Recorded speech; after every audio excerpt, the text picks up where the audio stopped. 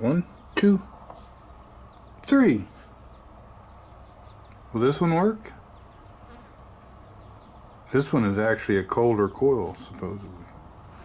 Okay, now I know it's hard to see this, but with this new coil going through the lighted spark tester grounded to the battery. Hold this away from the flywheel.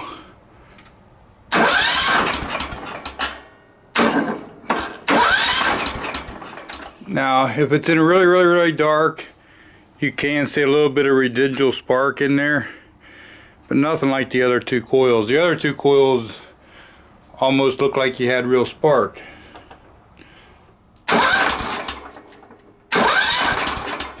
Now, a lot of people have mentioned the ohms test on these, and Kohler does show if you go on the negative on your multimeter from this frame to this plug wire in here, and on this one I get 16.45, up to 18 something is the max, 79 is the lowest. And when I tested them other two coils, they were both consistently at 7.6, so they were actually both read low but consistently. These lighted spark testers are okay for some things. I like testing, like if something's going to be running, if I want to know if it loses spark right away. But for a lot of my testing, my main testing, I use one of these. I think this gives you a lot more accurate indication, and it's adjustable. You can pull this back and make it a longer arc.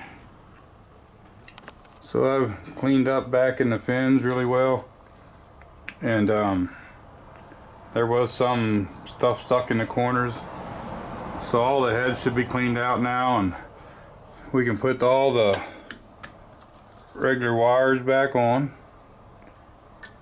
I'm going to put the fan shroud on, and then we're going to see if it'll start up, run, and shut off. So with this one on there, this armature, I've been running around, everything seems perfectly fine with it.